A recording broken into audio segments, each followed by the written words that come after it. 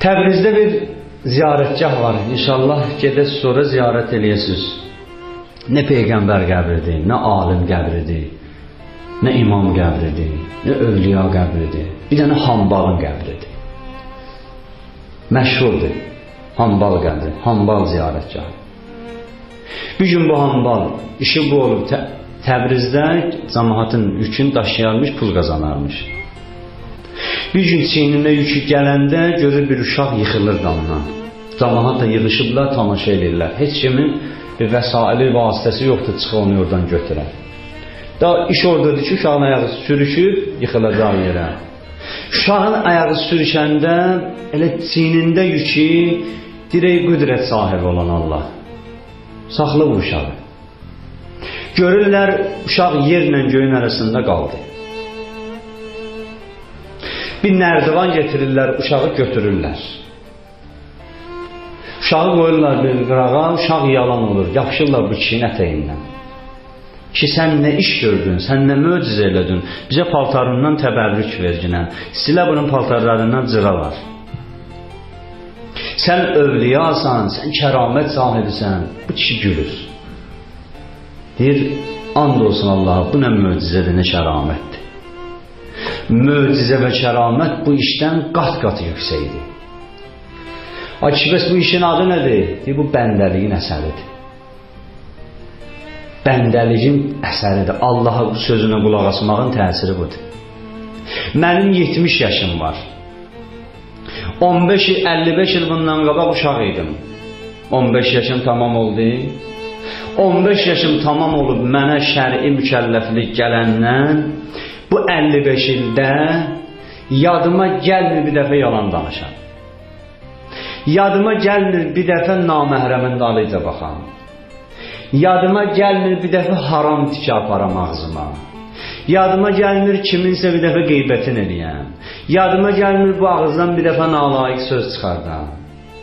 Yadıma gəlmir namazımı tətil eləyəm, namazımı qılmayam, fasilə salam namazlarımın arasına. Bu ki 55 ildə mən onun sözünə baxmışam, indi mən deyirəm o mənim sözümə baxır.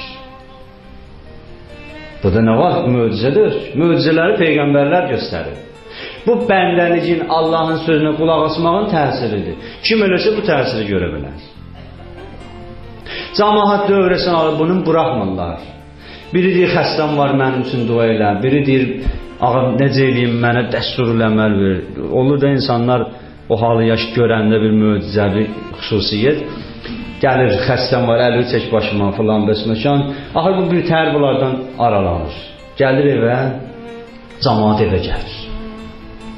Axşamdır, oturub evində cəmaət evə gəlir. Biri qapısını öpür, biri divarını öpür. Biri qapısından bu boyda taxta sındırır, götürür özünə təbərrük. Bu kişiyə övliya kimi baxırlar. Cəmaət gələndən sonra oturur, xanımı ilə danışır. Deyir, xanım,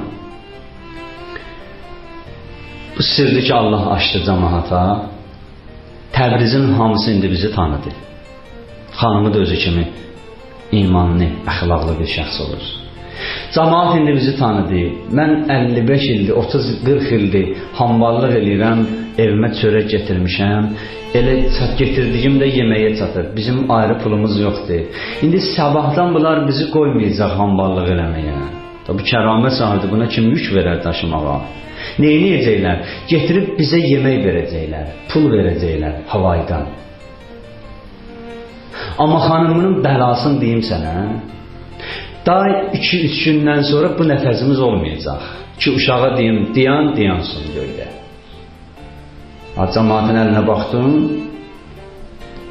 ən pis xislətdir də hədislərdə var. İnsanlara Peyğəmbər tövsiyə edəndə Əbazərə deyir, Əbazər birinci əxlaqi xüsusiyyətlərdən budur ki, gözünü cəmaatın əlində olandan çəkəsən, insanı cılızdaşdırar. Dedi, xanım, daha bu nəfəsimiz 2-3 gündən sonra olmayacaq, biz əgər cəmaatın əlindən yesək, işləmədən, zəhmət çəkmədən. O namaz ki biz gecə qılırıq, İyyəkə nə'budu və İyyəkə nəstəin deyirik, ləzzət alırıq, daha namaz da olmayacaq. Dedi ki, neyini? Dedi, bir yolu var, mən dua eləyim, ya sən amində, ya sən dua elə, mən amin deyim. Allah bu gecə bizim işimizi xətm eləsin.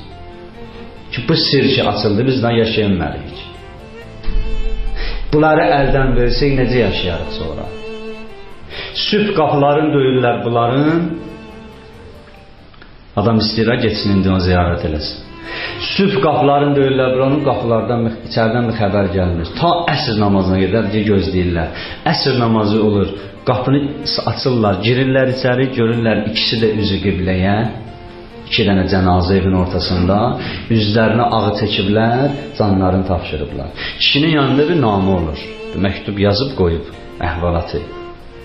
Altda da yazır ki, məni evimdən kənarda dəfn eləməyin, burada 2 dənə qəbir qazmışam, elə məni evimdə dəfn edin. O qəbirdə 30 ildir namaz qılıram. 30 ildə o qəbrin içində namaz qılırdım, istəyirəm məni o qəbirdə dəfn edəcəksiniz. Onu öz evində, o qəbrin içində dəfn ediblər, indi də evi ziyarətgahdır. Baxın, nə alimdir, nə filosofdur, nə bilim, nə riyaziyyatçıdır, nə fəlsəfəçidir, heç bir şey. Amma gəlib öz xəzinəsini tapıb, bilib ki, insanın bir dənə vəzifəsi var bu dünyada. Nə vəzifədir? Allahın sözünə qulaq asmaq, laf sadə. Laf sadə, Allahın sözünə qulaq asma. İnsan Allahın hər sözünə qulaq assa, nə üçün niyyət çıxartmasa Allahın qabağına, and olsun Allaha, dünya insanın qarşısında, belə deyək də, xar olar, xuşuda qalır. Peyğəmbərin öz kəlamıdır, Həzrət buyurdu, bir dənə Bismillah deyib, suyun üzündə yol gedərdiniz. Mələklər əllə sizdən ziyarət edib, salam verib görüşərdilər.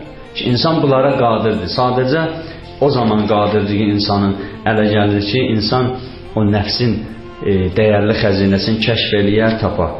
Bax, bu əxlaqın təməl prinsipləri, Allah məhəbbəti, nəfsin təskiyəsi insanı bu dəyərə ucalda bilir. Allaha and verək izzətinə, cəlalına. Allah bizi dəyərli və imanlı şəxsiyyətlərdən qərar versin inşallah.